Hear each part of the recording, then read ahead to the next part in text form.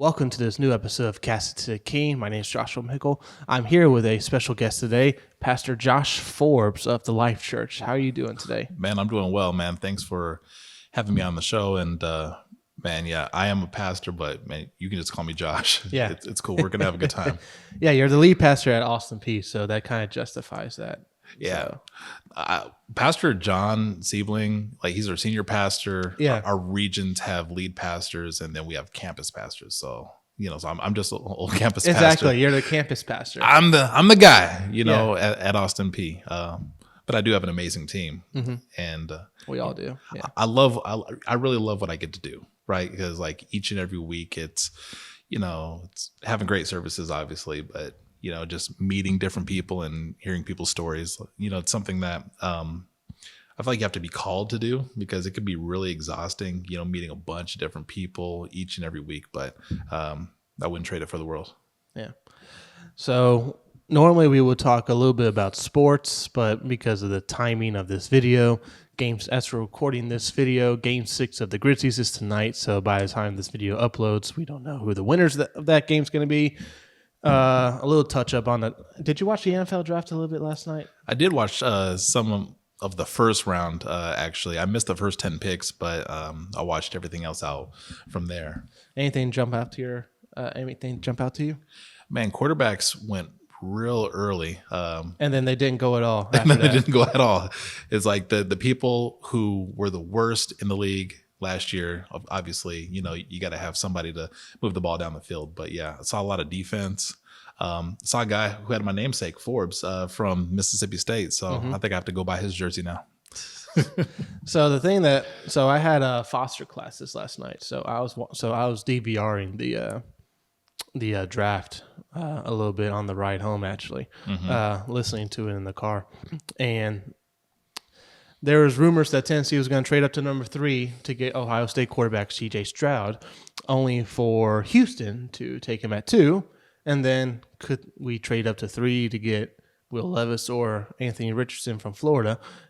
Turns out Houston, unbelievably, when you think about it, they had the draft capital from the Deshaun Watson trade from all those years ago. So they essentially send those picks over to Arizona, and they pick back-to-back in the pick 2 and 3.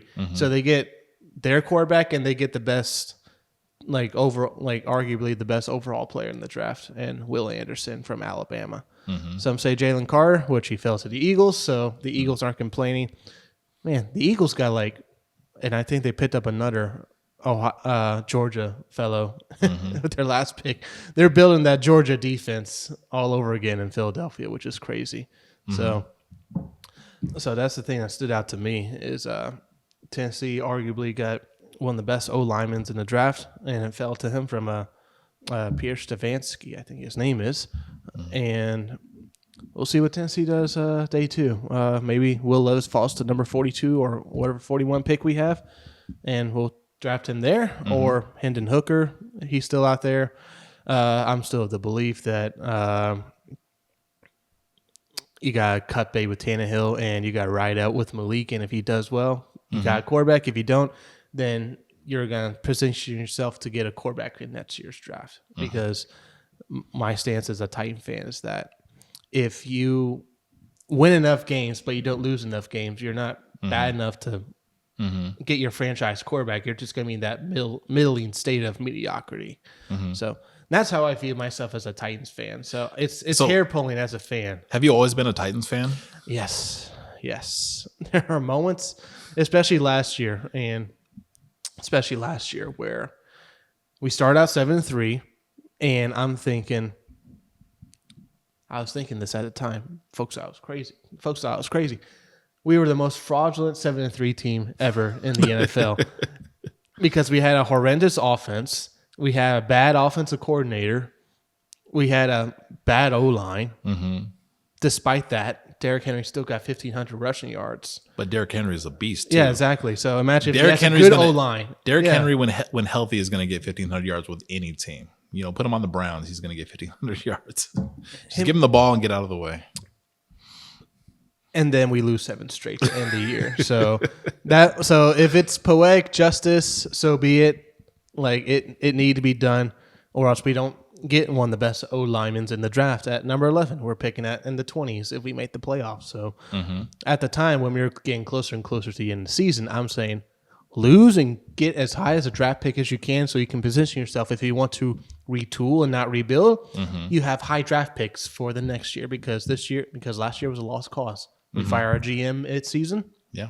Clear sign that says, hey, this roster isn't cutting it for us this year. Let's regroup for next year, essentially. Yeah, So. you probably don't want to dig into my team. I'm a Cowboy fan, and At least you got trophies in that case.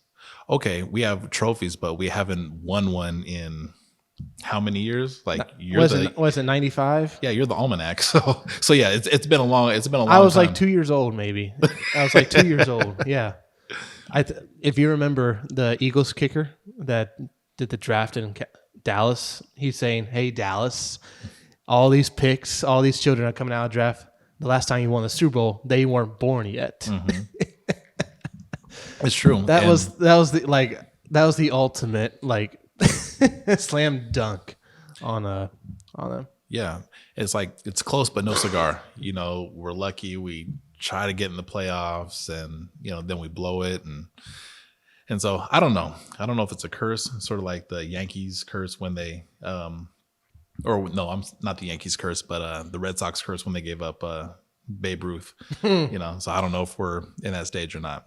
But I'm still believing. I'm a man of faith, so so hopefully, we can end up getting back and getting some hardware. As long as the Cowboys are the media sweetheart, they're always going to be under spotlight, and they're going to be crumbling under that spot, one way or another, in season or in the playoffs. Yeah, they will find a way to crumble.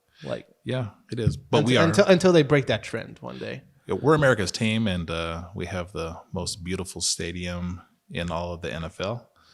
Nissan Stadium is not close. Well, we're about to make a new stadium shortly. Yeah. In 2027, it's going to be opening up. Oh, yeah, that was another bit of news. City of Nashville approved public funding. Apparently, it's the biggest chunk of public funding ever in sports, apparently, at $1.3 billion. The rest of the money is being funneled through our owner, Amy Adams, out of her coffers, and it's going to be over $2 billion.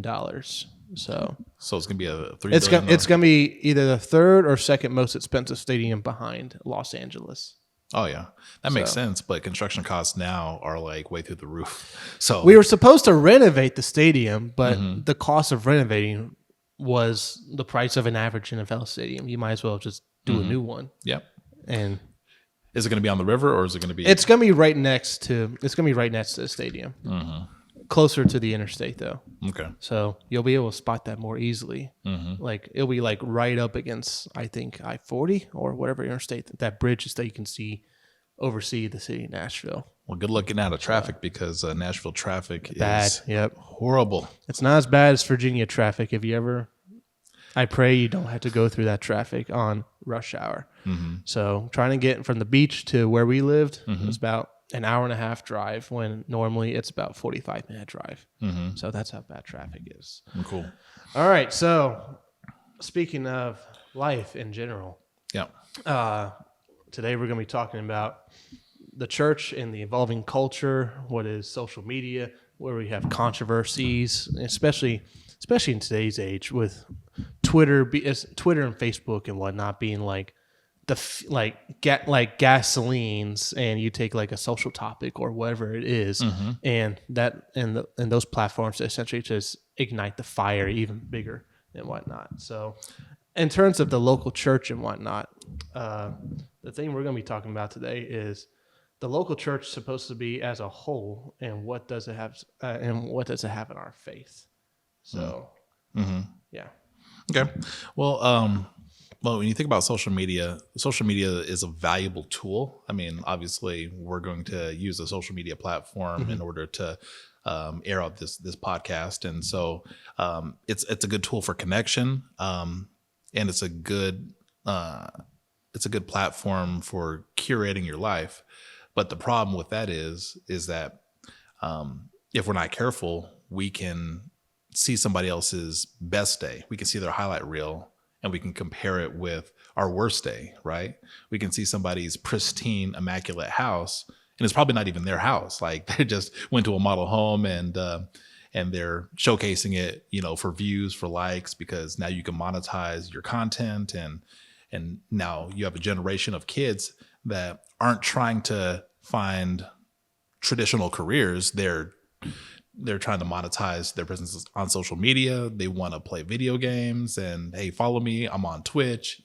And it's this crazy phenomenon that there's a generation now that instead of playing video games themselves, they're actually watching other people play video games, and they get to make vast sums of money from it.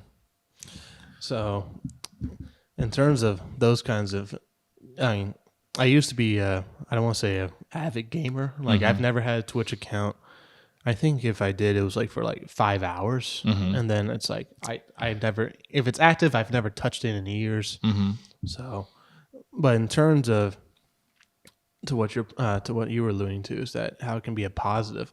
I mean, like you said, this podcast, YouTube, especially with the new Twitter that we have right now with Elon Musk and what's going on over at Facebook. I mean, it's not to say that it's like it's a crapshoot for in terms of like stay off of social media per se, but in terms of the local church, of what I want to dive in today, is that as the church, when it comes to like stuff like that and other issues that may arise in our culture or our country, like especially when the Roe v. Wade decision came down, like Life Church, Pastor John Stevens was like one of the first ones to come out and voice their stance on it. So what's your thoughts on that? And like it, or other things like that?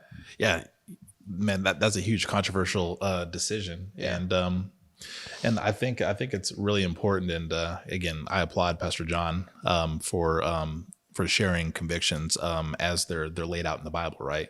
That's like the question that we always ask. It's like, what does the Bible say about it?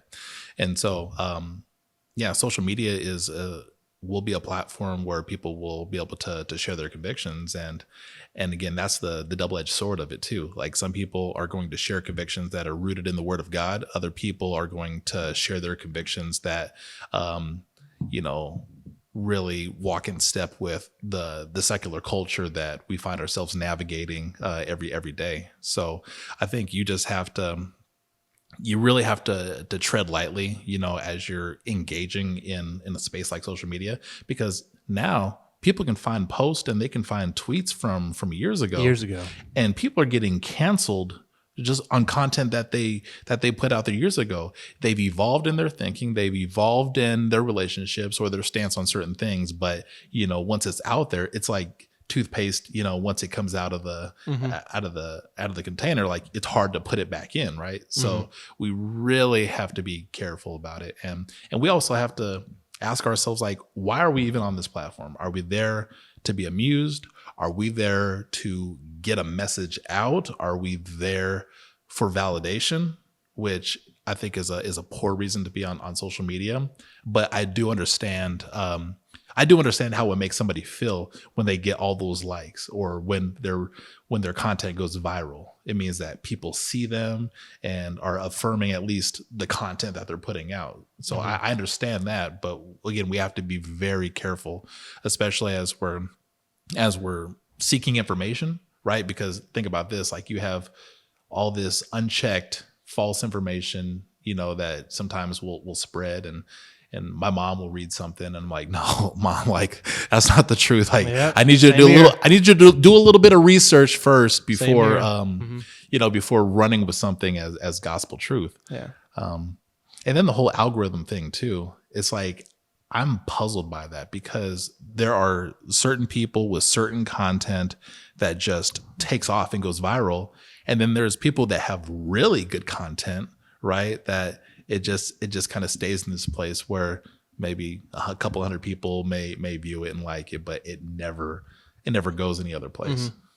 So I'll tell you a little bit about my end in terms of social media, how it pertains to me being on the church, actually. So when I first got hired and involved like my job aspect, especially on Sundays, putting stuff on YouTube and whatnot, and with the channel. So once I got those logins, I get the shtick of like the the flow of the services, how we post them on social media at the time. Wherever you watch, that algorithm, say you're on YouTube and you're on YouTube Shorts and you're scrolling up and down.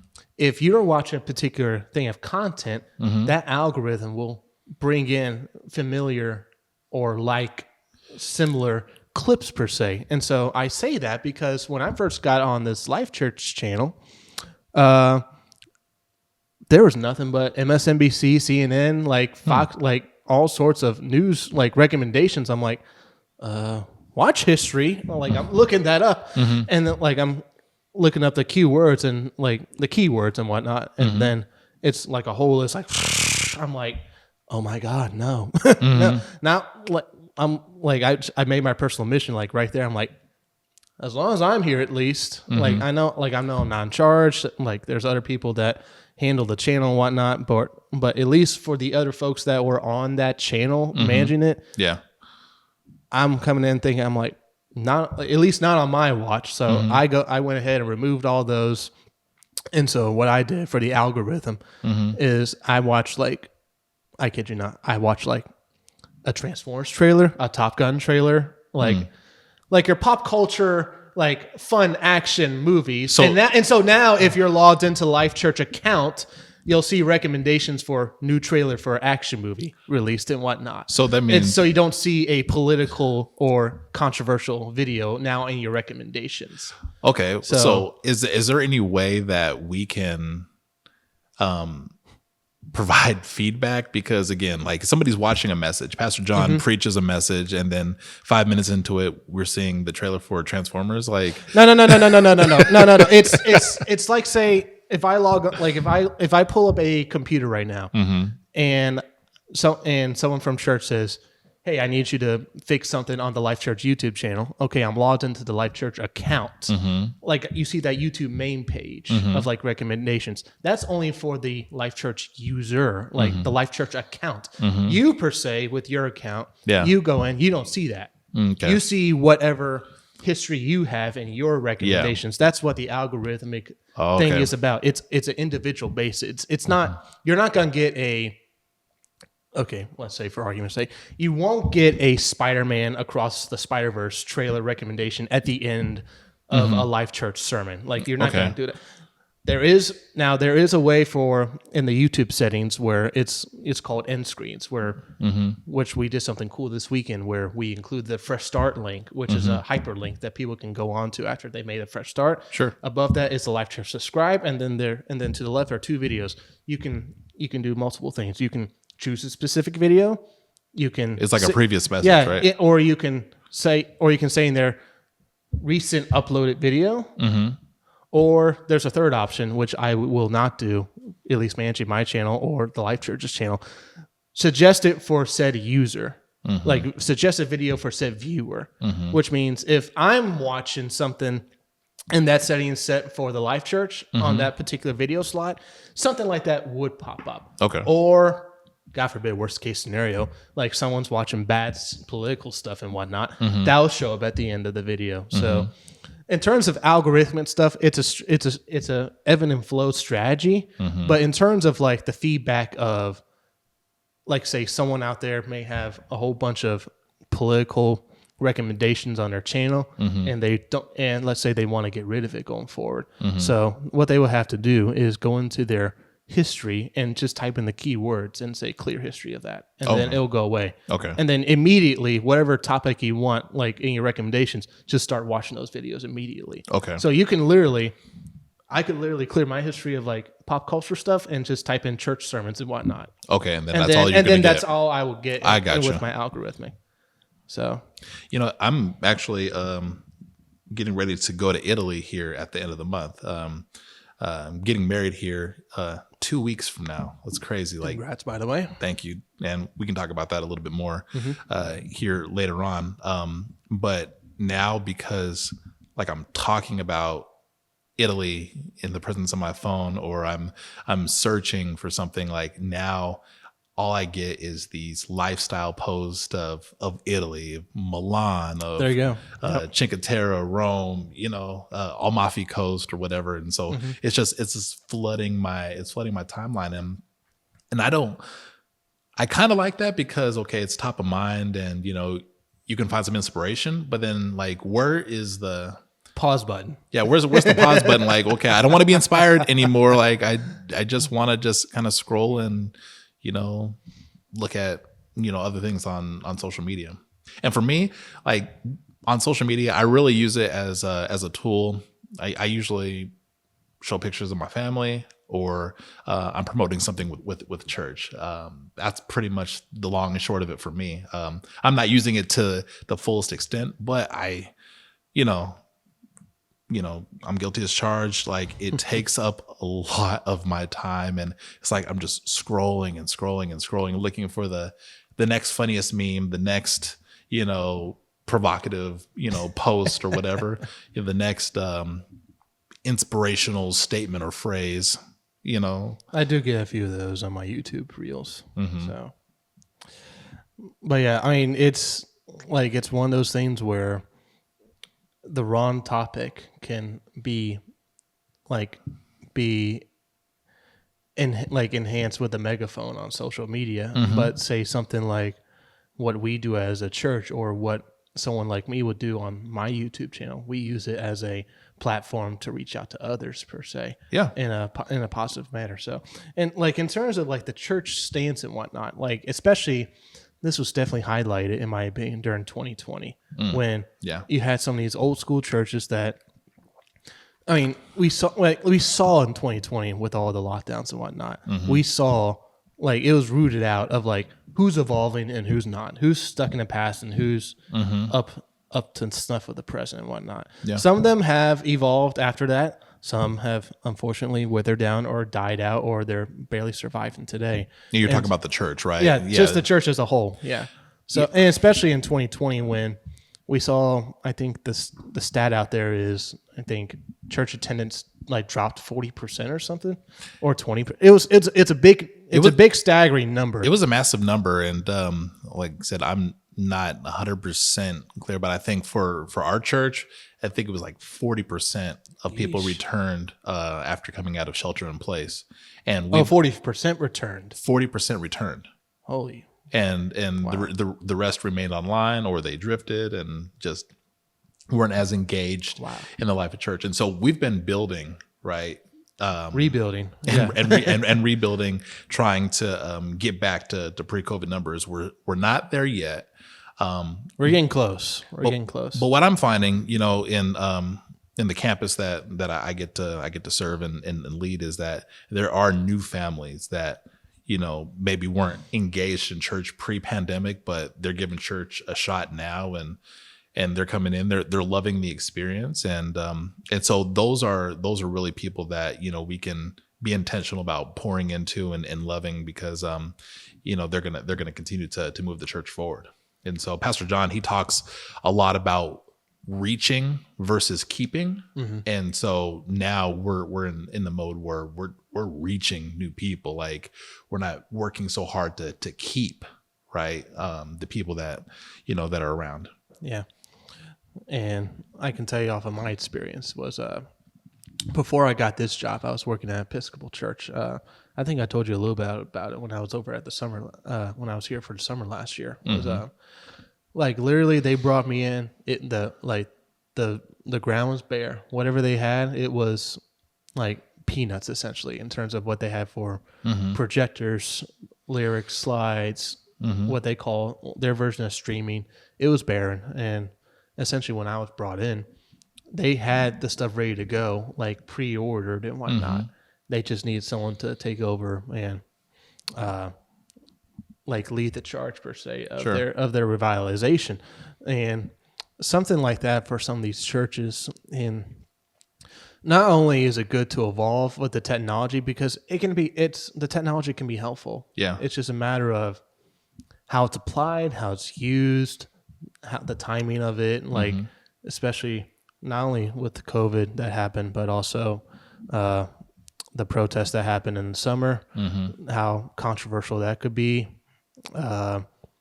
Social distancing and masking, that was a big those were big controversies. I mean, just in terms of like the church as a whole, where do you see at least going forward, or if you want to like reflect on what you think maybe the church did right or not done right, and like throughout 2020 or the church as a whole going like ever since that time. No, I think the first thing that the church, a healthy church, does right in the middle of something like a pandemic is get curious about what it looks like to engage their congregation, right? Because if they're not engaged, then it's easy for them to drift. And when they drift, then they're not going to be their best selves. They're not going to be, committed followers of Jesus. If they find themselves drifting, they're not going to be contributors to the local church. They're going to find themselves doing other things. And so I know what we did as a church, if we couldn't meet in person, then we were on the phones, we were calling people. We had this strategy called touch point strategy. So we literally, from just any family that found themselves attending our church at any given time, we were having people call them, right? We had a layer of volunteers calling them, and we just assigned like 10 families per person. And then of those volunteers, we had somebody else calling them, checking in with them. How are you doing? What's life like? We were talking about the messages, just trying to create a sense of community, doing the best that we could, essentially, with the distance that was in between us. And so we layered that all the way, up to higher level staff. And so I think when the church gets curious about how to keep people engaged and what does that actually look like? I know engagement looks like serving regularly at the church. It looks like giving regularly at the church. It looks like being involved in some sort of a small group, right? Doing life with other people. And so the churches that thrived, they figured out a way to do that. Mm-hmm. And now coming out of the pandemic, we're doing even more of that. We're doubling down on life groups because we're finding that people are looking for a community. Contrary to popular belief, everybody's not an introvert that is just a hermit that wants to hide in their house. But no, they're looking to do life with people, right? And we get curious. We actually sent out a survey. We put it on the back of our info cards. We wanted to hear what people wanted to hear about, right? And one of the most not gonna lie, yep. One of the most overwhelming responses actually was anxiety. And man, you think about it, and sometimes when we have economic uncertainty, interest rates are going up, home sales are slowing down, or layoffs are happening. You got big corporations like Amazon, they're laying off a lot of people. You have, corporation like FedEx, publicly, like they consolidated a lot of their operating companies, to save money.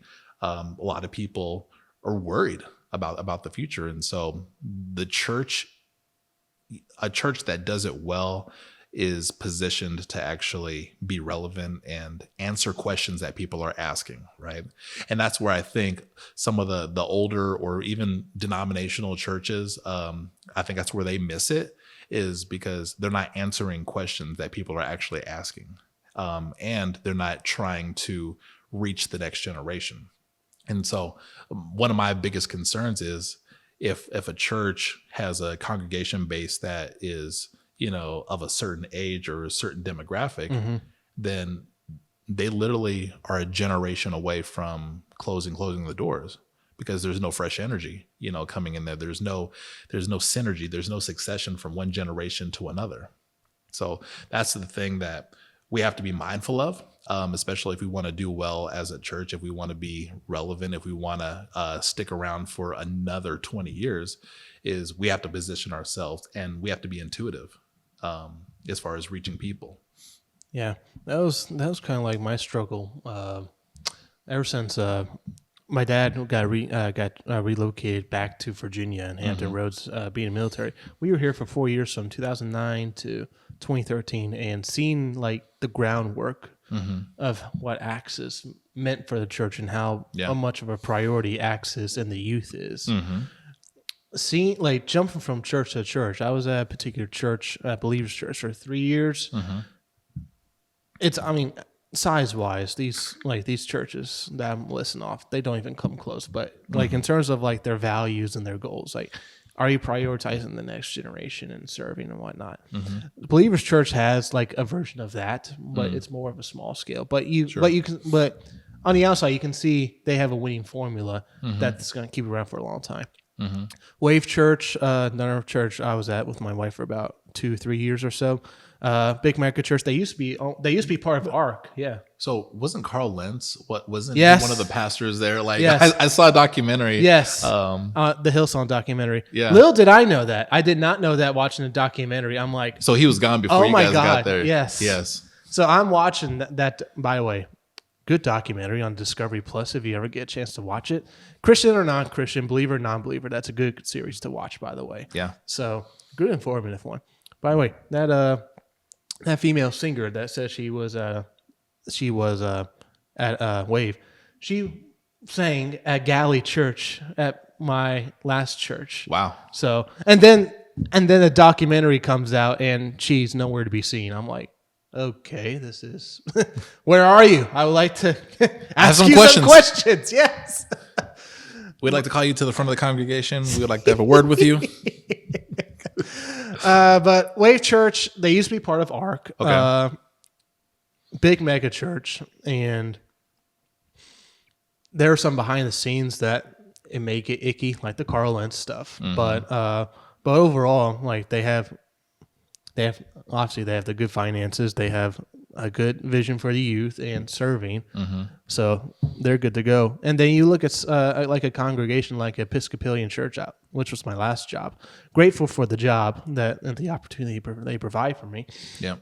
The challenge I always had with that church is that even though I'm working for the church, like how am I supposed to, with the background I grew up in Axis and whatnot, and the kind of style that we have in terms of video creating and whatnot, that congregation at Galley Church veered more on the older side. Like that was like the vast majority of it. Yeah. Like a little portion of that was towards the youth per se. Yeah. So that was the thing that always worried me about that church. Is like, and he's like, yeah, we got all this cool stuff for the more advanced aged folks. Like, be polite in saying that. It's just like, and they do fun stuff for the youth, but it's a very minute number per se. Yeah. And here's an indicator to see exactly what it is that you value. It's one thing to have values on the wall of your church. Hey, we value this. We value this. Go to your checkbook. I know what you value based on what you write checks for, right? So if you're a car guy and you got a Corvette out there and all that, and Which would be nice, by the way. yeah, sure, nothing wrong with having a Corvette. You buy a $60,000 Corvette. You're washing it. You got wax. You go to AutoZone. You get the nicest wax. You get the nicest tire shine. You get the nicest, the Armor All and all that. You spend time there and you spend money. I can say with a certain level of certainty that you value your automobile. You value maintaining it and stewarding it well. All right. Let's come back to the church, right? You go to a lot of older denominational churches, and the Unstuck church group, they actually speak a lot to this about churches that are growing and thriving versus churches that are not. Have stagnant, have certain indicators in them as far as what they're investing in, and so you can go to that Episcopalian church, as far as their budget is concerned annually, they're probably not putting a lot of money into the next gen, right? They're about to fork over $1 million on a new organ. On an organ, yeah. So that communicates that they value that they value worship, right? In a sense, because I think honestly, church growth experts would say you want your church to grow, invest heavily in the next generation and invest heavily in worship in your team.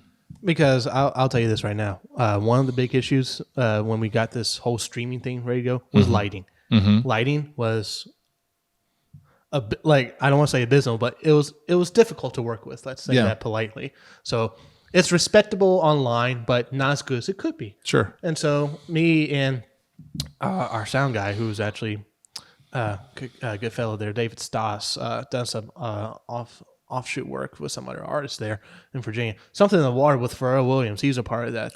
As well. Shout out to Pharrell. Mm-hmm. So we had so I said to him, and he was more nuanced in this than I was, like, how can we come up with a cost-effective way for lighting? Mm-hmm. And so he presented with me a plan, like all the switcheroos, all the lights. It was like $80,000. We both present that to like the head honchos in charge. And it's like, this is a little too much for us. And then when $1 million organ, and then when I see that $1 million organ, it's like the organ, like once it's all done, like because right now they have to refurbish it and whatnot. Once it's all done, it'll be over $1 million. So when I see that, part of me is a little upset. Like part of me is a little disappointed. Sure. Because I'm like, okay, you said, and then that. Yeah. It's like it's like one of those. I don't want to say. Is it rude to say two-faced about church? You say one thing. You say one thing, but then you do the other thing. That was the conundrum. We believe in this, but we're not going to spend money on it. We believe in. If we're gonna get online, if we're gonna have an online presence, lighting has to be excellent, right? You don't want your pastor being in the shadows. Your sound has to be excellent too. So your microphones need an upgrade. Certainly, you don't want the pops. It feels like the rapture happens whenever the microphone pops, right? Yeah.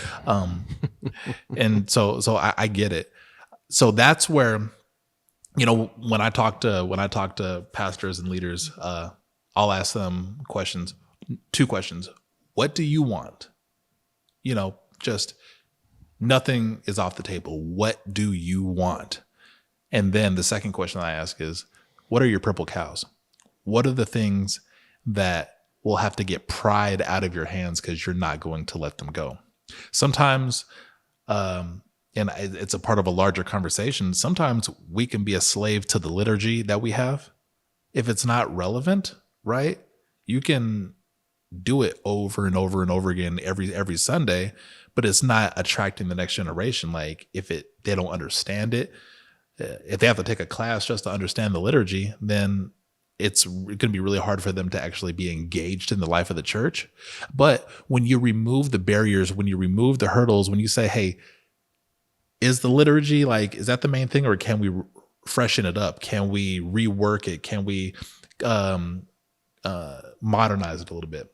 So for us, I kind of look at our worship services and I can almost compare them to like a Baptist church, right? You have worship, but then you also have a devotion, right? The deacon will get up and give a devotion, and then they'll go on with service. And I was like, well, our ministry time, that 2 or 3 minute segment that we take in between songs 3 and 4, essentially, it's a devotion. We take a scripture. We unpack it real quick, and then we attach it to the 3 ways that we respond. So what we've essentially done with the flow of our service is we still have the same elements of any other church, but it's fresh, it's modern, and we also communicate with the first-time guest in mind, which is where sometimes a lot of traditional denominational churches will miss it. They're not thinking with the first-time guest in mind. They're catering to the people who are already amongst them, which then it creates another conversation. Who is the church for? Is the church only for believers, or is church an evangelistic vehicle that is supposed to reach our community? Well, also for the believers as well. So, yeah. So again, with all that galley stuff, it's not to throw shade at them or anything. No, of course not. They're a great church.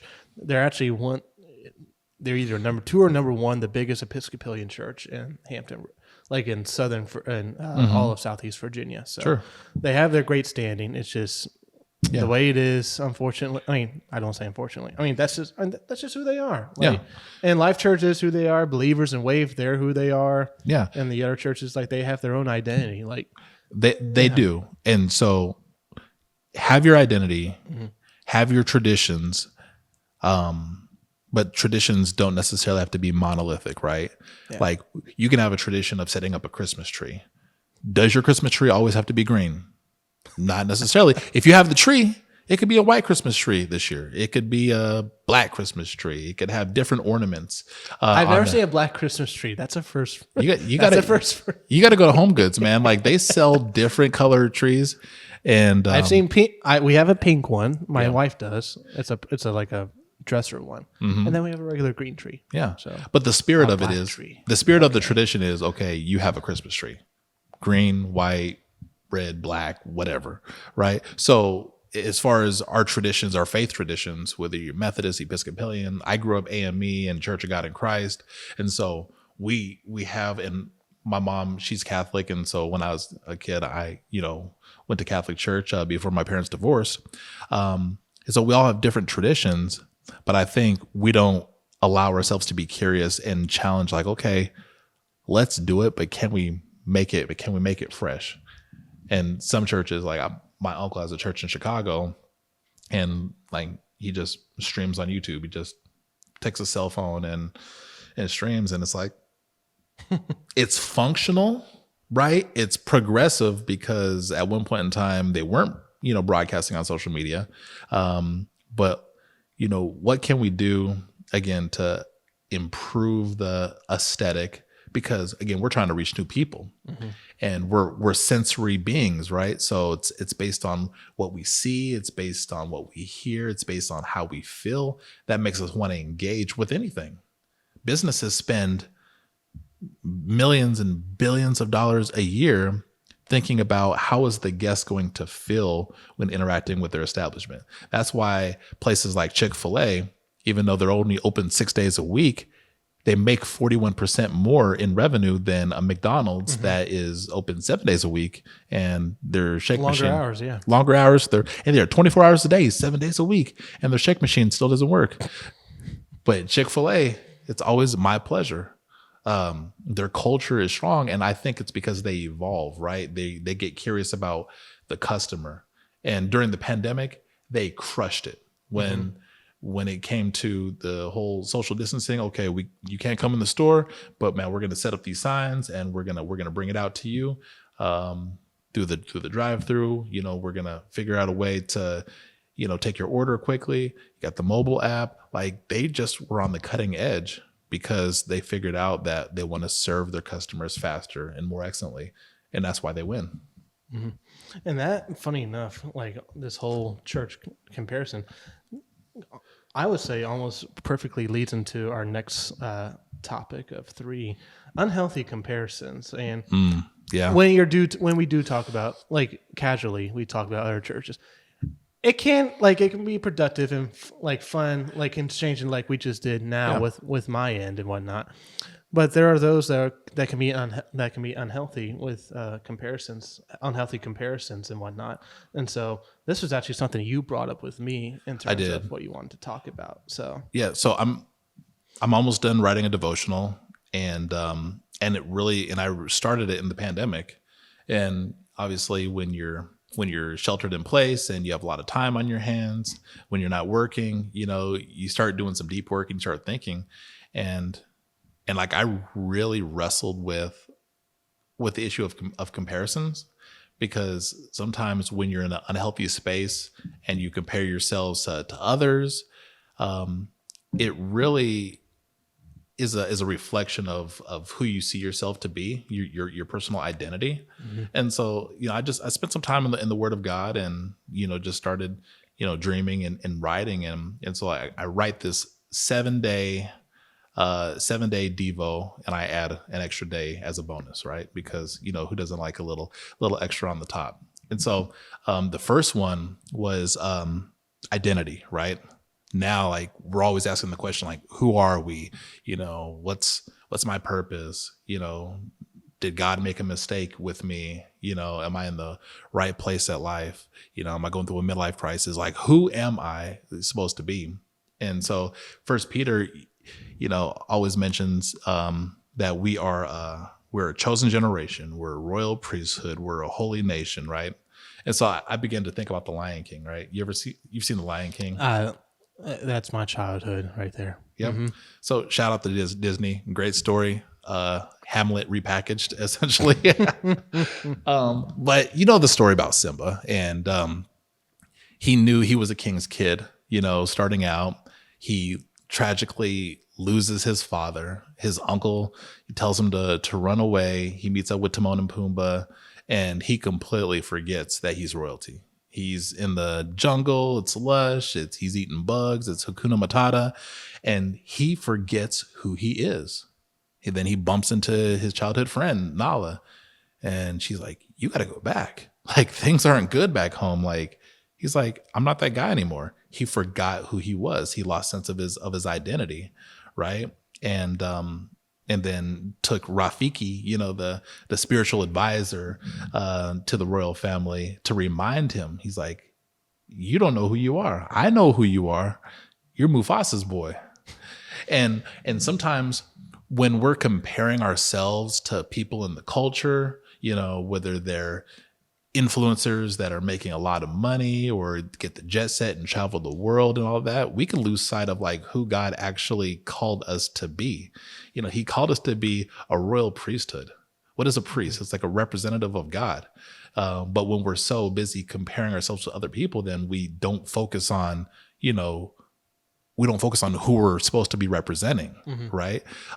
He says that we're a royal priesthood. We're a royal priesthood. We're a chosen generation. We're holy. And that means that we're set apart.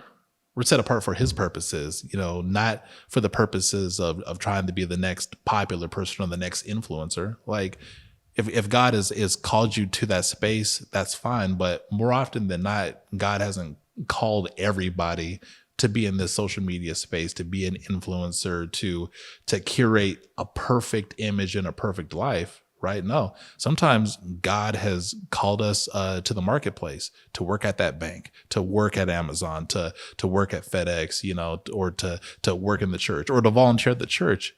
And I think when we can put the blinders on, essentially, right? Sometimes we need to pull away from social media and just say, God, like, who are you calling me to be? What fills my cup, that pleases you? It says that we're supposed to delight ourselves in the Lord, and he'll give us the desires of our hearts, right? When we do that, then it's easy to be reminded of who we are. It's like, man, like, I called you. You're called to do more than just production at the church. You're called to serve people, to love people. Like, you're called to be in a space like this. This fills your cup. Sharing content and sharing relevant discussion topics that are going to encourage the people who are listening to the podcast. So it's really important that we are reminded of our sense of identity in this, and not compare ourselves with other people. Yeah, one of the things I can attest to when I first got hired here is especially the last stint at Galley. It was like it's like full stop, everything me. Yeah, like I didn't have a team to work with. Yeah, outside of my sound guy, David Stoss. Great refresher being brought on. A whole bunch of people to work with. One of the folks, like even though at Life Church we have like a creative division, we have a production division. I'm more so on that production tech side with Angie, Marcus, Will, Rochelle, and then you have the creative side with folks like Christine, Olivia, Emily, Pastor Ben. One of the things, especially my skill set. Like my skill set would lean towards the creative side, even though my job is the production, production tech side. So like in terms like natural instinct, like the thing that brought me comparison to was Chris. The one thing that I struggled with like a decade plus ago was my pridefulness got the better of me. Wow. Like trying to say, like I'm like. And I used to play drums at church. You're a drum head? Yes, I used to be a drum head at the church for Axis. So there was a fellow named Joshua Ferrari that was there. John Farmer was there. Calvin Casey, Davey Sayer was a drummer there. During my stint there, and there was little stints in my head every time I play the drums. I'm like, I'm better than Josh Ferrari. I'm better than Davey Sayer or Calvin or like if that was me, if that then was me today, I'd be finding ways to one up like Chris in whatever way, but now with a perspective of teamwork, humbleness, and know that you're a part of the team. You have particular things you do. There's particular things he does. Yeah. We all do together is a product that is ours collectively. So every time I see Chris, and he does a great promo trailer for conference or graphic designing and whatnot, like I'm always I try to be one of the first to say, like, man, it looks pretty cool what he does with video editing and graphic designing. So like I have that skill set, but I'm thankful to have the heart and the wisdom to like not have resentment, jealousy, or pridefulness. Like, oh, I could do better than that. Like that edit. Like there are things I do suggest to him, like on the as an editor per se for like particular videos. And we do have this and we do have a little bit like a fun back and forth per se whenever that topic gets broached up.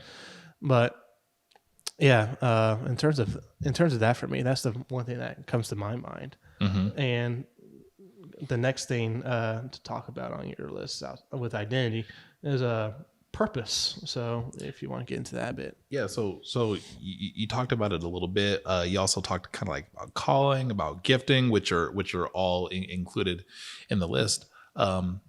Each of us has a purpose, right?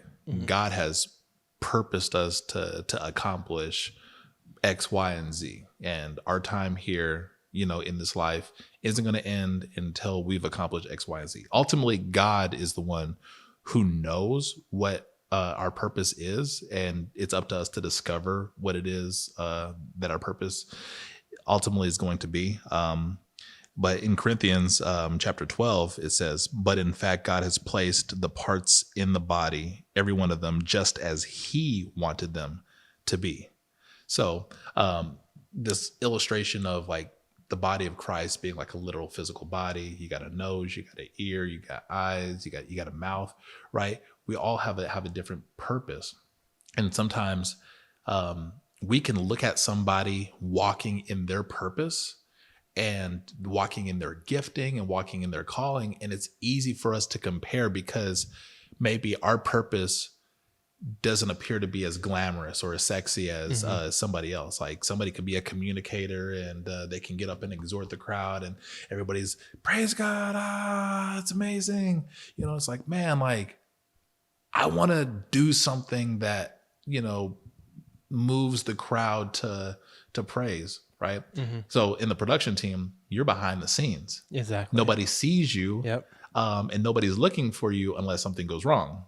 If something's wrong with the screen, something's wrong with the lights, something wrong with the sound. Now they're checking for you, behind the scenes. Whereas me, on the weekend, I have the opportunity to get up on the platform and encourage people, through ministry time or through welcoming people to church and, leading us in a moment of generosity. And so it's visible, but the purposes are not better or higher than the other, because I can be on the stage all I want to, but if the microphone doesn't work and people can't hear what I have to say, then it's a poor experience for them. Or if the lights, go down for whatever reason, they can't see me, then it creates a poor experience for them. And so we have to put it in perspective that that everything that God has called us to do, the purpose that he's given us, is valuable. And if it was removed from the body, then the body wouldn't be in the place that it's at. It wouldn't be in a place of strength. I actually wrote that particular Devo when I had COVID for the first time a couple of years ago. And I don't know if you guys ever navigated COVID. I pray that you haven't. But, I felt the aches in my body, but it was really weird. One day I was getting ready to get in the shower, and I have a very strong smelling body wash from Bath and Body Works. And I had this epiphany. I couldn't smell it. Like, and like I'm blowing it. You know how like you kind of like you blow it in your nose just to try to smell it? Like I couldn't smell it. And I'm like, this is not good. Like So here's what happened with me and Megan got COVID. So funny enough, we get home from New York, like our Christmas gift to each other. Saw Spider-Man No Way Home in theaters in New York, in Times Square. So shout out to Spider-Man. Yes. So so we get home from New York, like, which is like the hotbed for COVID. We didn't get COVID, and then next thing you know, we have a Christmas party at my parents' house, and like a week later, mother has COVID, father has COVID, and it's like, okay, how soon before? Oh, there goes my wife. Yep. And then I'm actually at work. And then I feel like a flushness just hit me. Yep. And it's like I don't know what happened. I'm just working, and then it just hit me like a bag of bricks or something. Like hot water just hit me. It's like, I don't feel well. It's like, why did you come here? Yeah. Go home. So I was out for a day or two. But after that, it was good. Yeah. But what you learn to appreciate when you lose a certain sense and then you get it back, you're like, oh man, I really do appreciate being able to smell something. My taste was muted. And I'm telling you, like muted, like it didn't all the way disappear, but I had this bowl of like gumbo, right? Very flavorful. But then like when I eat it, I'm like,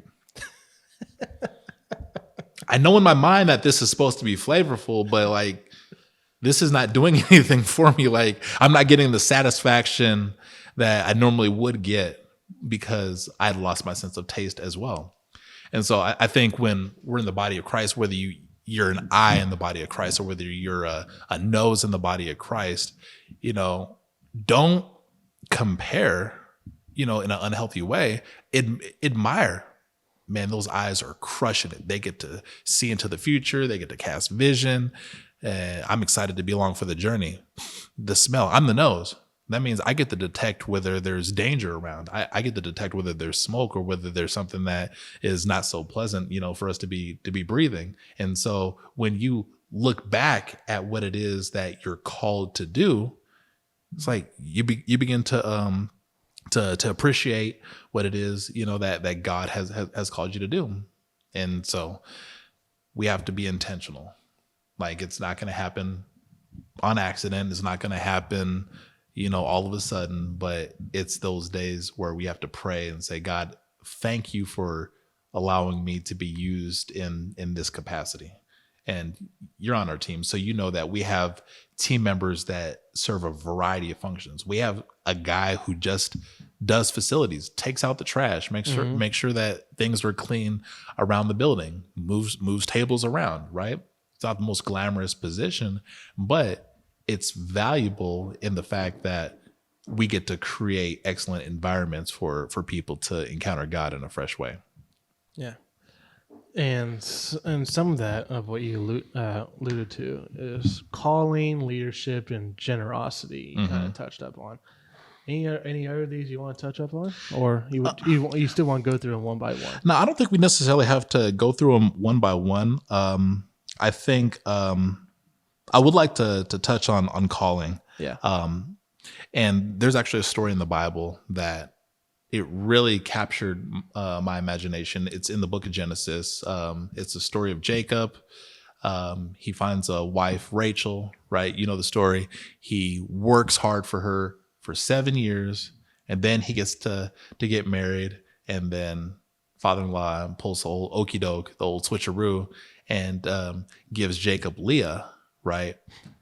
The second choice, maybe the undesirable choice, right? But if you continue to read in the story, what we find is that Jacob loves Rachel, doesn't love Leah, but Leah is more fruitful than Rachel is. So Leah, out of the 12 tribes of Israel that were birthed, from Jacob, like 6 of them came from Leah, 2 of them came from Rachel, but the last one killed her. So, okay, what does that mean in the terms of like what we're called to do? Sometimes we can covet a particular position in ministry, and not even necessarily ministry. It can be in the marketplace. Like, oh man, I wish I was the manager of this. I wish I was the leader of that. Right. And God certainly could put you in that space for you to be in that position and to lead. But that doesn't necessarily guarantee that you're going to produce a whole lot of fruit. There are some people that are in the wrong seats on the bus and they're not producing fruit. And then eventually, you know, got to have a hard conversation with them. Like, hey, we got to ask you to either find another seat on the bus if there is an available seat, or we got to ask you to get off the bus. But sometimes that thing that isn't desirable to you is a thing that's going to be the most fruitful to you. Right. And so we have to keep that in consideration. Like, do we ask ourselves that question instead of saying what has the most appeal to my eye or what seems like a good position to be in theory? Are we asking ourselves, God, what is the position that is going to allow me to produce the most fruit from it? Because as a pastor, if I'm not producing the most fruit from this role, and maybe I need to do something else in the church, God, put me in some other place, you know, so I can bear fruit, because I like winning. Like, you like winning. You like you like the satisfaction of knowing that you're moving the ball downfield, you know, in the position that you're in. And you know that when you're in a place where you know you're not moving the ball down the field, either because you're not called for that position or you're not even called for that particular team that you're on, it leads to frustration. It leads to you kind of, you know, looking around, and that's when it's easy to compare. It's when you're in that space where you're just like, man, you know, it's just I love this position in theory, but it's not working the way I thought it would be working. Yeah, one of the conversations I can lean into from my experiences. Again, it's. I feel like I'm taking a baseball bat and beating up Galley Church when I'm bringing up these comparisons. Don't do that. Because it's relative to the topic here. Yeah. Is, with my title there, like the title was media specialist, but essentially everything media related, like church production related, it was all on me. And I remember inadvertently, one day I'm talking with John Farmer. He says, "Are you interested in like working somewhere else?" I'm like, "I'm open to it, but I got something here, and like it's not like a priority. Like something comes up." So he essentially gets the ball rolling on a church there in St. Louis. Spoiler alert, it didn't go far. So, interview process was short. Said they weren't interested, and then. And I actually had a moment to myself. I'm like,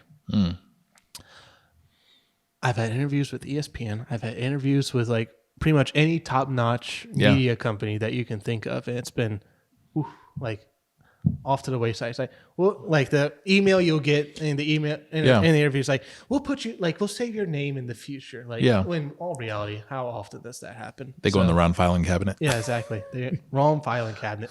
So I just. Out of the heck of it, I just pulled up lifechurch.com employment. They had something for video editor. I applied, and then there was a conversation that I have a great. He's no longer there anymore. He retired. He was the parish administrator. Henry Conde is his name. He's gonna be moving out here to Franklin, by the way, in Tennessee. So not that far from us. I had a great conversation with him, talking about. Hey, I applied for this church. I just want to let you know. That way, if you get any calls from them, it doesn't feel like I'm going behind your back. And he and the others there, to my surprise, they didn't want me to leave. I mean, for obvious reasons, but they realized, like, looking at me and the skill set that I have, it's like you've reached your limit here at Galley Church. Like, you're not bearing as much fruit as you would. Yeah. If you were to get offered the job at Life Church, you can bear more fruit there than you do here. So that's a lasting gratefulness I'll have with the Galley Church for the rest of my life, is that they weren't like gun ho of like, it's like, you're ours, you can't leave, but they're also aware in the mindset of like, yeah, we have our congregation and we understand that Life Church has the particular congregation. But in terms of you as an individual, you're going to bear more fruit there than you do here. Yeah. And it takes a certain level of maturity on their part to realize that let's use a plant analogy, right? Since we're talking about bearing fruit. My fiance went to a nursery and, got these bushes for her garden. And so, my job was What kind of bush was it, by the way? Just a bush. I'd be lying if I told you. See, I'm not the green thumb. Like I weeded my mom's garden, during the summers as a kid, but like I wasn't like I don't know the names of the bushes. Okay. I just knew. Okay, I had a task, and the bushes come in these pots, right? And you got to get them from the pot. You got to get them into the ground. And so I pulled one of the bushes out, and all the roots are just like tangled in there. They're tangled in there. It's compact. And so the neighbors who have a really huge green thumb, they're like, oh, you can't just put that in the ground. You got to loosen up the roots a little bit, but you have to do it in such a way that you don't rip the roots out because the roots are valuable. But like you have to get the packed dirt from around the roots so that you can actually put it in the ground so that the roots can start traveling and they can spread out and spread out. And so back to the church that you're a part of, it took maturity for them to say, you know what, the container that you're in isn't going to allow for your roots to expand and get more nourishment, which is going to produce more fruit. Those bushes that are wound up, they can only grow so much. Yeah. They're not designed to grow and flourish. They're designed to be in a holding space until they can actually get put in the ground.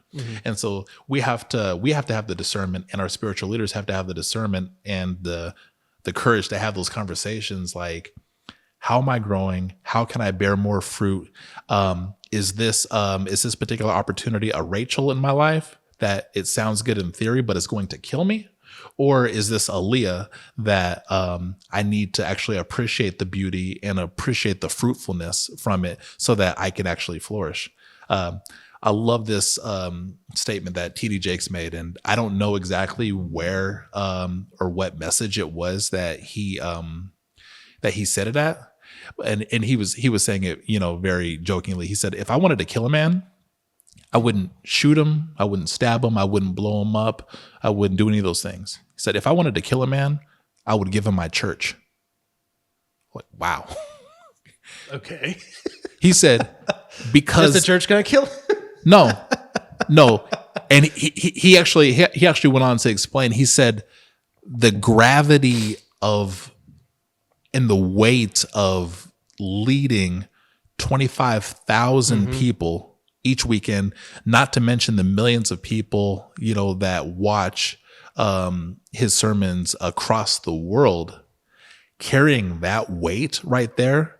If you're not built for it, if God hasn't called you for that particular thing, it's going to kill you. The stress of it all, right? I mean, stress is inevitable, and you're going to subject yourself, to undue stress if you try to chase something that God hasn't called you to just because it looks good in theory. That's a good analogy. So you saw those few holes in our front yard and whatnot. That we ripped up some dead bushes. So, but you're going to plant some. Hopefully, yeah. Wifey's going to Home Depot. Yeah. Shout out to Home Depot. So I guess I'm not a green person, but in terms of the roots, I'm just worried about the roots getting underneath the house. That's my main concern. It's like, push the roots this way, not that way. All right, so we'll close this out here with a little bit of your testimony, if you still feel comfortable sharing it. Yeah, fire away. So, I get this a whole lot. People hear my accent and they're like, you must not be from around here. And I know that's a poor, it's a poor Southern accent. It's a poor attempt at a Southern accent. I still haven't developed one, unfortunately. Neither have I. So yeah. I grew up in the South, so you're not alone. But I'm a military kid, born in California. I grew up in the states of Montana and Wyoming. Black guy from Montana and Wyoming. There are a few of us out there, so don't be afraid to travel up there if you're of the African American persuasion. Actually, beautiful country out there. And did you live in cities that was like 10 people or 20 people? No, actually, there are some cities in Montana and Wyoming that actually have 60,000 people in them. Mm-hmm. So I grew up in Great Falls, which was the county seat of one of the larger counties there in Montana. It's about 60,000 people, a couple of high schools, 3 middle schools, type thing. It's suburbia, essentially. There's a military base there. Cheyenne, Wyoming, same thing, 60,000. But I think the greater Cheyenne area now, with the surrounding communities and smaller towns, is about 100,000 people. I can't even afford to go back there and live now. It's like so desirable, right? And California money has come and just jacked up the prices out there. Mm-hmm. So Jackson Hole, like if you're a native Wyomingite, like you have to get like a government subsidy, I heard, just to be able to live there. That's how expensive it is to get property in Jackson. So military kid. My parents divorced early on when I was 8. And so I spent my school years with my dad. His military job was a 9-to-5, and my mom, she worked in the bars, in the evenings. And so I spent my summers with my mom and, just went back and forth. And my mom was Catholic. So went to Catholic church until my parents got divorced. And then I went to an AME church, in Cheyenne. And actually I went back a few years ago and, to bury my grandma, and we actually had the repast at the AME church, and I just kind of went back down memory lane. The building hadn't changed one iota in 20 years. In 20 years, the same felt banners that we had from the Sunday school class were still on the wall. Are they washable? Or are they just up there? They probably had a lot of dust on them. I didn't get too close to them. So is it like a fabric, or is it just something that just stays up forever? It's like felt. It's like you go to Joann Fabric and you get the red and the yellow and the blue felt, and you cut it and you make it into like a cross or something like that. Yeah, it's still up on the wall. Wow. And so they did improve the piano. I think they had a new piano there, and maybe an organ. So upgraded, but I was like, man, that's crazy that even though I left, you come back with the expectation that things change, at least paint, new paint color. Oh, okay. Nope. Still the same white, still the same red carpet. I remember a church when we first moved back to Virginia. The first church we didn't go to was Believers. Actually, it was actually a church that I lived in Hampton Roads, Suffolk, Virginia, for about vast majority of my early childhood before middle school, when my dad got transferred to San Diego and then here eventually in Memphis. There's a church there called Open Door Church. They expanded in the early 2000s was they were expanding like crazy. They had a small building, they built a new building, they expand that new building. Sure. Then when we get back there, almost 9 years later, there's controversy apparently around there. That's because they had windows in the sanctuary, and they dented or closed off those windows, and they painted it like a darker color for the stage. And I remember some folks that knew me as a baby would say, I would hear rumblings them saying how could they do this? We're supposed to have the light of the Holy Spirit shining in the building. Oh my God. It was funny. So, but yeah, 10 years late, not 20 years, but 10 years, different paint, but the same lighting, same building, same, but smaller. I'm nervous about the future of my churches back home because again, like you have to evolve, right? And again, just challenge your purple cows. It's like, does the surface have to look like this? Does it have to feel like this? Sometimes you could be a slave to your own building too. Sometimes your building doesn't lend itself for connection and hanging out and, like a hospitable space. It's just, you kind of just walk through the front doors, and then to the left and to the right are the men's and women's restrooms. And then you have 2 more doors, and then you're in the auditorium, and that's it. Right. Well, that's the church that I grew up in. You essentially just described Open Door Church to me. So front doors, little lobby, bathrooms to the right, offices to the left, auditoriums right in front of you. Yep. Yeah. So growing up in Cheyenne, my dad, he was very active. He was, he could bench press 500 pounds. He umpired softball, refereed football, refereed basketball. So he was always busy. When he wasn't, doing military work, he was, doing something else.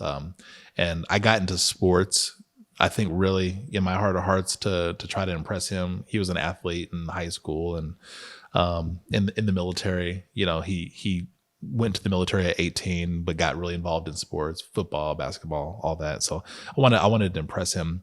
And so played basketball, ran track. When I was 15, he got diagnosed with pancreatic cancer. And, the doctors said that he wouldn't make it 6 weeks, but he made it, several months, after that. And, my stepmom, she was good with like herbal supplements, like herbal vitamin supplements. And so like she was pivotal in keeping him alive as long as he was able to. And it was only in September, when he just got tired of fighting, that he quit taking the vitamin supplements, and he had passed away a month later. So right after that, after the funeral, I go back up to Montana to live with my mom and my stepdad. And, I'm adjusting to a new school, adjusting to just a new way of life, because I hadn't actually went to school in Montana since the 2nd grade. So it was all new territory for me. But somebody planted a seed. A young lady planted a seed early on in my time there in Montana. And she said, "Are you saved?" Like, saved from what? I go to church. I'm good. I found a church here. I'm saved. But that question kind of lingered because I wanted to know for sure that like I was in right standing with God. So I called the pastor of the church that I was attending up in Montana, and I said, "I think I want to give my life to Jesus, but I don't know what that means." He said, "Son, where do you live?" So I told him my address. He said, "Me and my wife will be over in 20 minutes. So he drove across the icy streets of Great Falls, Montana in December of 1999, came into my living room, opened up the Bible, and shared the gospel with me. Romans chapter 10, verse 9 was the first verse I ever memorized. I've been going to church, throughout my entire childhood, but I never really internalized the word of God. Like I asked my dad one time, we were watching a sporting event on TV. I was like, "Who's this John 3:16 guy?" I was like, "He's pretty popular." And I asked that from an honest place. And my dad looked at me like in disbelief, like, "You don't know what that is?" "No, not really." I was like, I didn't really know how to navigate my Bible. Like I went to Sunday school. I got more out of Sunday school than I did out of church service. That was, I don't know if that's just a sad indictment on the church, or whatnot. But again, if you're watching, if you're a pastor out there, please be intentional about answering questions that people are actually asking today, because relevant churches will keep people coming back. But I gave my life to Jesus December 27th, 1999. I got baptized the first Sunday of 2000. And that really set the course for the rest of my life as far as calling and purpose and identity, right? That I'm talking about here. And so junior year of high school, after service, this lady, she calls me out. She says, "You have a calling on your life." Great. What does that mean? Like, I didn't know the church-ese. Like when I came in, like I didn't know all the church bands like Sonic Flood and Newsboys and What about Supertones? I don't think I've listened to them. The name kind of sounds familiar, but I don't think I've listened to them. They're not ska, like they're not Christian ska, are they? What does that mean, Christian Scott? Ska, like it's like a genre of music, like I don't. I honestly couldn't tell you. okay, but like Israel New Breed. So So Israel, I didn't hear about Israel until like I came to Memphis. oh Like that's how late I was. Like Martha Munizzi, like that was like when I came to Memphis in when did you come to Memphis? 2004. Okay, so that's relatively Yeah. Israel's like peak, yeah. Yeah. So I was like Michael W. Smith and you know, better is one day in your course. My dad and Kirk Franklin. Okay, Kirk Franklin. Yeah, so I was pre-salvation, like yeah, I listened to Kirk Franklin. Like that was like the hippest, gospel music. Maybe some Fred Hammond, but like gospel gangsters. Like I didn't listen to Christian rap because I thought it was trash. I remember the first time I was exposed to Lecrae. It was a 2010 mission trip into Baton Rouge with Axis. Okay. And they were playing it, and they were playing like a Lecrae track, fresh off his 2008 album Rebel.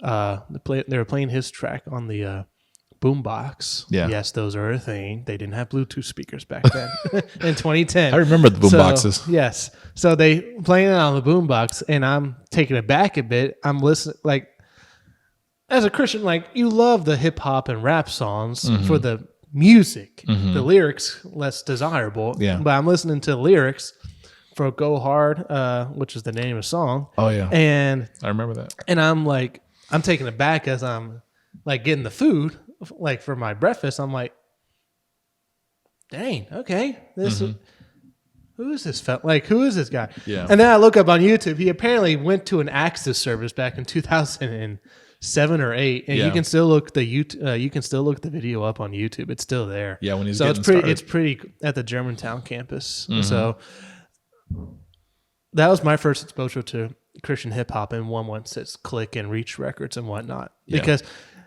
Toby Mac, yes, I will still argue he can do that kind of music, Yeah. but that's not the music he does, unfortunately. So it's more like that hip. I don't know what music you call that. Maybe a Kirk Franklin kind of music. So, which he still does well with that, by the way.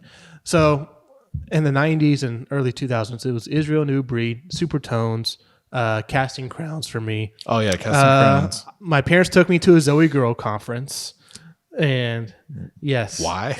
I don't know why. I was young. I don't know. They didn't have a babysitter for me, and they just brought me along. You're the third wheel. They got me the first 2 albums of the song, and yes, if I hear the song "I Believe in God," the first track of their first album, I will just blush in like embarrassment because I know the lyrics to that song. Oh my, Man, had a drastic impact in your upbringing. anyways, So, got saved. Now my worldview is starting to form as far as my Christianity is concerned, and so I still had a desire to play sports and play basketball. So I looked for a Christian school to play basketball at, and found one in Kansas, and played for Central Christian College of Kansas for a year. Didn't have the scholarship money needed for me to stay at a $15,000 a year school back in 2002, right? Yeah. That'd be like $45,000 now. that's crazy. I don't want student loan debt, y'all. So I left there. My mom had relocated out to Idaho. So I went to the University of Idaho. Thought I was going to study philosophy because I kind of goes hand in hand with religion, but really not. But didn't do so well. Wasn't focused. And I don't know, for me, 8 a.m. classes are not my love language. It's not my spiritual gift. So I didn't go to a lot of them, and that drastically impacted my grades. So after my sophomore year, I'm back in Cheyenne. I'm waiting tables. I'm trying to contemplate what my next move is. And was talking to a guy from the Church of God in Christ that I was going to at the time, and he was like, Memphis has a Bible college and you can get hands-on practical experience and theology, and you can help out with the convocations. And so that was the thing that brought me down to Memphis. And so then I came down to Memphis, went to the Bible college. They were dragging their feet on the accreditation. So I was like, man, I can't keep spending money here, because I wanted to get a master's and a PhD ultimately. And so eventually, you know, spent the next 19 years just I was really planted and involved in the churches that I was a part of. I came on staff at a youth outreach ministry in 2009. And that's really where I started getting a lot of the reps as far as communicating every week. But it was a little bit more difficult because I was preaching to unchurched, at-risk, urban, inner city youth, right? Whatever adjective you want to put on it. And it's like, how many different ways do you tell the gospel story, you know, to kids in the inner city who have already heard it before, right? You know, how to make it relatable. Yeah, how to make it relatable. And so that's where I got my chops at. And I still actually have a lot of that content, a lot of the messages that I taught, in addition to actually taking a group of 20 middle school kids and discipling them daily, leadership development, Bible study, relational hangouts. We'd go to Grizzly games and all that. So that's where I got a lot of experience in ministry, and then just serving as a high capacity leader in the churches that I was a part of until I arrived at the Life Church in 2014. And then I was a volunteer up until I came on staff in 2019. You had to take Damascus Road, or was it Life Leadership at that time? No, I got to take Damascus Road, and we had the best class. We were season 12 in Damascus Road, and we were so amazing. They shut down the program and rebranded it to Life Leadership. Is that really why it's called that? No.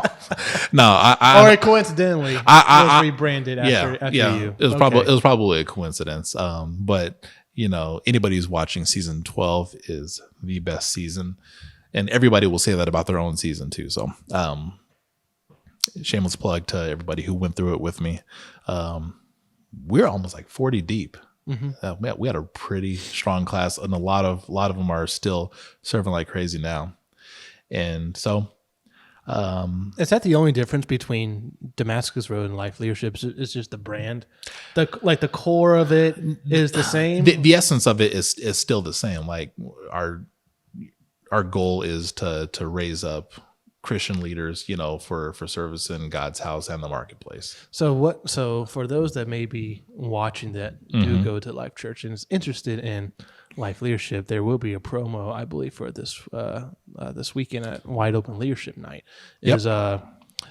What would you say to those that may have heard that it's grueling to be in Life Leadership, and you're essentially, I've heard folks that have been through Damascus Road saying that, like, if someone eats coffee, you're getting coffee. If you're doing like some outrageously, like, out of nowhere thing, like you're like there to be called on, essentially. Yeah, no, that's really not what it is at all. Are you going to be immersed into the life of the church? Absolutely. Are you going to be challenged in your leadership ability?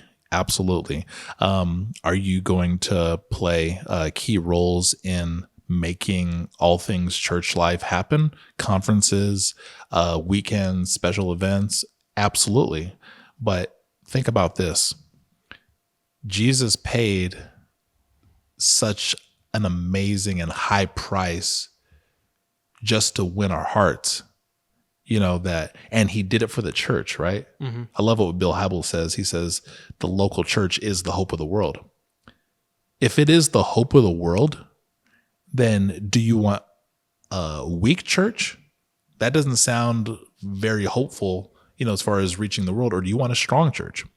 And the church is only as strong as the leaders and volunteers, you know, that make it happen each and every weekend. And so we double down on developing our leaders. We double down on investing in volunteers, because we know that ultimately at the end of the day that the success or the failure of the church is ultimately in the people who are laying down their lives. That's a very strong statement, but Jesus calls us to lay down our lives. He calls us to count the cost. He calls us to serve without abandon. He calls us to forgive and to encourage and to help build the church, right? So we're asking people to say yes to Jesus. We're asking people to say yes to his house. You said whether it's grueling, you get out of it what you put into it. If you walk into a gym and you pick up a set of 5-pound dumbbells and do a set of curls and then walk out the gym, it's not grueling, but you went to the gym, and you can do that every day. Or you can get some weight underneath you, get underneath that bench press and, start repping 225 and all that. And you're doing it till failure. You're going to say, oh, that was grueling. My arms, man, they're sore, they're shredded and all that. You get out of it what you put into it. And there's some people, who are gonna start, and they're gonna be zealous, and they're gonna be on fire. They're gonna be a bright flame, and they're gonna burn out because they didn't know how to create margin. They didn't know how to create healthy rhythms.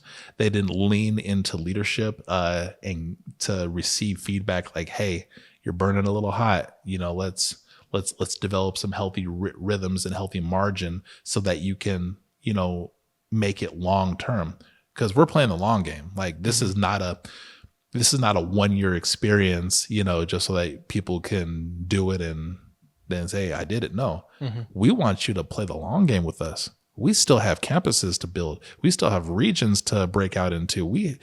Until the world knows who Jesus is, we still have work to do. Right. And again, it takes leadership to make that happen. Yeah. So you finish up Damascus Road. I did. And then after that, and became a higher capacity volunteer after that. I led the interns for our Highland location for a couple of years. After that, I was a zone leader. So I was over 3 different service teams. I was over the outdoor host, I was over the safety team, and over the greeters team. Just to make sure that people were in place, that they were doing the job well. And then, there was an opportunity, to apply to come on the team, and I prayed about it and applied and went through 3 interviews, and the rest is history. Started out as an assistant campus pastor at our main location, our Houston Levy location, and then an opportunity came, for me to lead our Austin P location now, and so I've been doing that since October of 2020, and we've been growing. Our team has been growing. Our volunteer base has been growing. And so I'm proud of what God's doing, at all of our locations, but I'm especially proud of what God's doing at Austin P. Yeah. And there was something that, for a little bit of background, for those that are watching, during my whole process of being brought on to church, they actually flew me out to Access Conference last year. And little do I know, I run into you, who is now a part of this podcast, and you actually shared with me probably the most heartfelt but very sad stories that I could ever hear in my time there, talking about how you were married, had kids. So if you want to talk about that a bit. Yeah. So I was married for 12 years, got married in 2009 to an amazing young lady named Kim. And so she had a beautiful daughter when I met her in 2004. She was 2-3 years old at the time. And, we started off as friends. We worked in the same place. And so we dated for 5 years and got married. And then right after we got married, we had a son. And so Josiah, he's 12. Angel is 20. And so in 2021, I lost my wife unexpectedly to a freak asthma attack. She wasn't exercising. We were just getting ready to turn in for the night. We had just got done talking about our day. And, she went up and used the restroom and came back in, and she couldn't breathe. Called 911. Took like forever for them to get there. And I was doing CPR and, and all the things that, I knew to do to try to keep her heart moving and try to keep her lungs moving. But, unfortunately, she passed away and went to go be with the Lord. And, certainly, and words don't do it justice. Like, I don't care where you find yourself. Words will never do it justice. It was a difficult and dark season, in my life and in my kids' life. And, but it was the church and it was the prayers of God's people that really sustained us during that season. And grief is, it's a process that never ends. But what happens is you can go about it two ways. You can lean into God and allow him to grow your world. And then the grief, it kind of pales in comparison.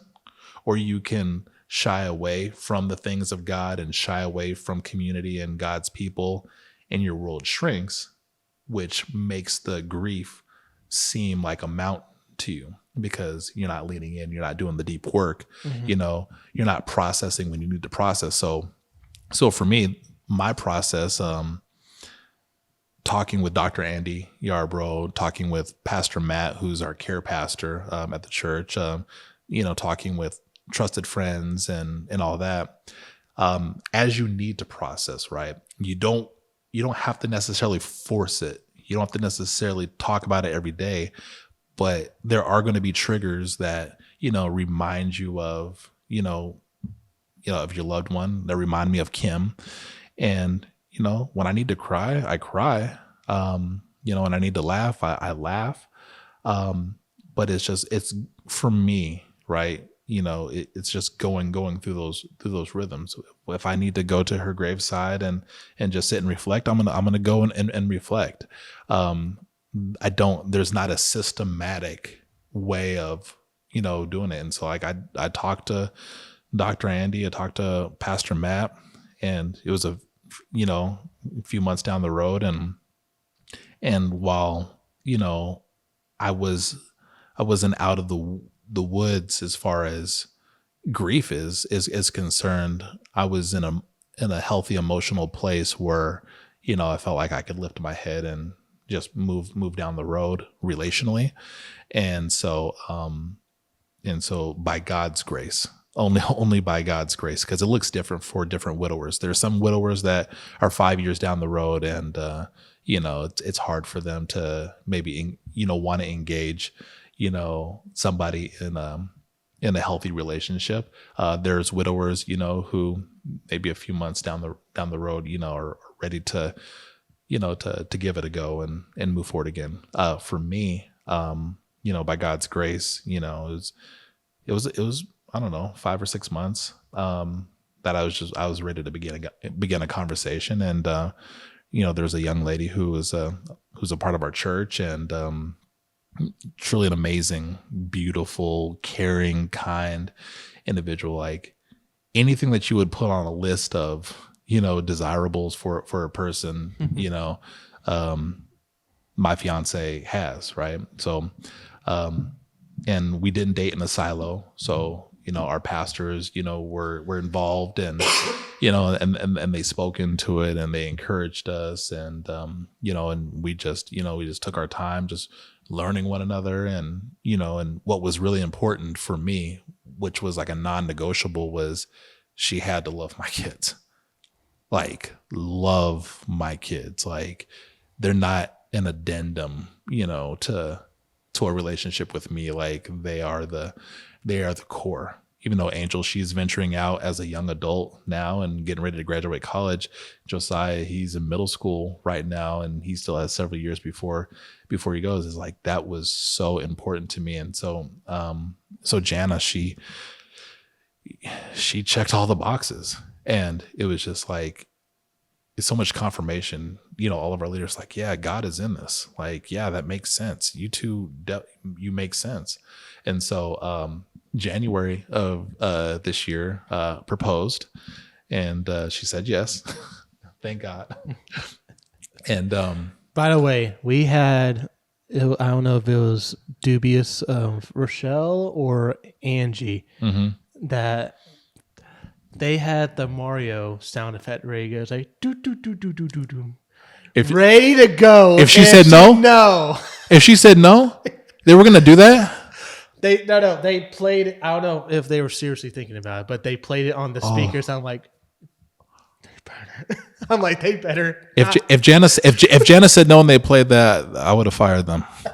I don't have firing authority, but I would have canceled them. Yeah, that would have been horrible. So I was on one of the cameras because of the whole recording that we did for your proposal. Yeah, thank you so much for that for being a part of it. Yeah. So they're playing that sound. I'm like, are they? Oh, I'm gonna go back and talk to Angie and Rochelle about this. Thank you for bringing this to my attention.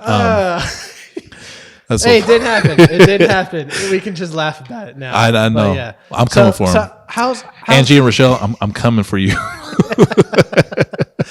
I don't know whose idea that was though. So I just know the two of them were just talking about it and having fun with it. But they knew it wasn't going to happen. But talk about getting all the family in there. Okay.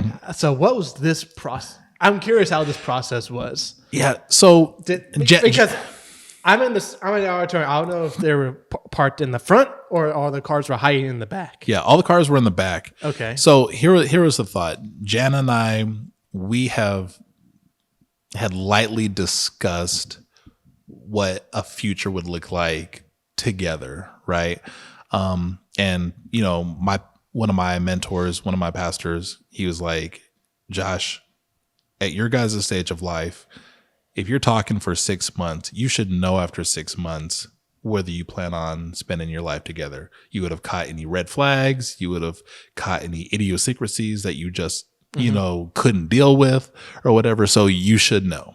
So, I took that under advisement and it wasn't like 6 months to the date or anything like that, but I did have this epiphany, like I do want to spend the rest of my life with her. And so I was like, okay, how do we get the people into the room? Because we talked about having maybe a small intimate ceremony.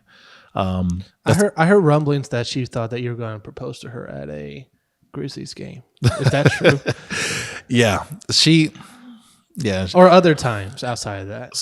So it was probably, I don't know, like maybe late October. I kind of had this idea. I was like, I want to propose to her. But I was like, Christmas is too cliche. And we were going to travel. We were going to travel back home to Montana. And there you go. Her mom was like, you should propose to her there. It's like, no.